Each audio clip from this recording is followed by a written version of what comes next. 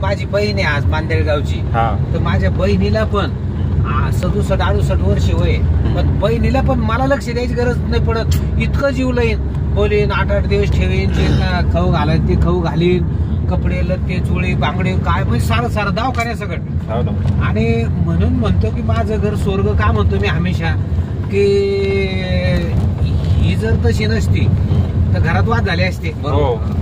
आणि म्हणून पुन्हा मी काही घेतलं विकलं शेती प्रॉपर्टी काही, तर ते मी बारीक सारीक तिला सांगित बसत नाही किंवा ती मला विचारित नाही. मग मी मनानं सांगित राहतो. एखाद्या घरी आमची चर्चा निघली की मग चालतंय गप्पा आमच्या हसी मजाक मध्ये दिल्लगीमध्ये.